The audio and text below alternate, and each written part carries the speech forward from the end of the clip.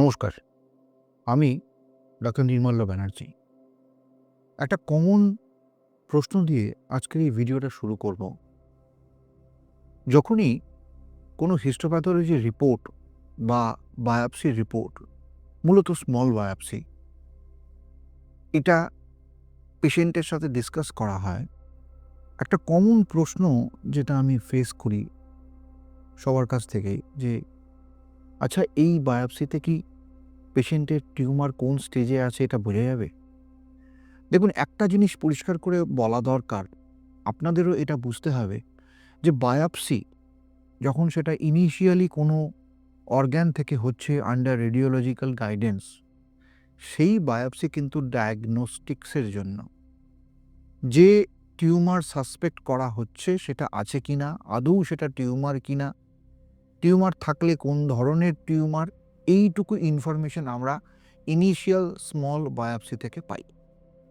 এই বায়োপসি কিন্তু মূলত টিউমারের আছে বা নেই বা থাকলে কোন ধরনের, শুধু এইটুকু ইনফরমেশন আমাদের দেয়।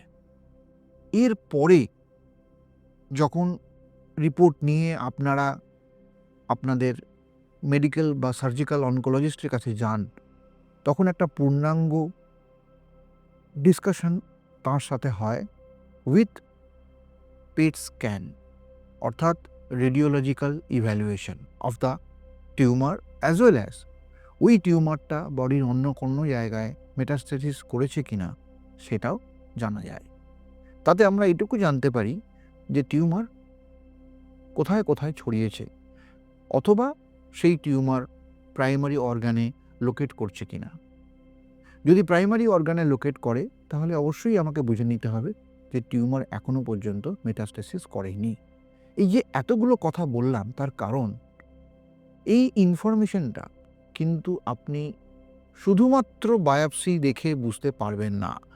বায়োপসিতে একটা খুব ছোট সাইজের টিউমার, ধরে নিন 1.5 to 2 সেন্টিমিটারের সাইজের টিউমার ব্রেস্টে, সেটা হয়তো আপাত দৃষ্টিতে খুবই ছোট সাইজ, কিন্তু যখন তার রেডিওলজিক্যাল ইভ্যালুয়েশন বা পেট স্ক্যান করা হয়, অধিকাংশ ক্ষেত্রেই আমি দেখেছি যে সেই টিউমার বডির অন্যান্য জায়গায় বা লিম্ফ নোডে ছড়িয়ে পড়েছে।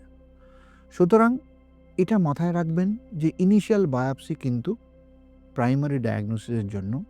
এর পরবর্তী যা কিছু হবে বা চিকিৎসা পারপাসে যা কিছু করা হবে সেটা কিন্তু আফটার রেডিওলজিক্যাল ইভ্যালুয়েশন, এবং সেখানে আরও ভালোভাবে আমরা টিউমারের ক্যারেক্টারিস্টিক্স জানতে পারব। আজকে এই পর্যন্তই। আপনাদের কোনো প্রশ্ন থাকলে কমেন্ট করে অবশ্যই জানাবেন। দেখা হচ্ছে পরের ভিডিওতে। নমস্কার।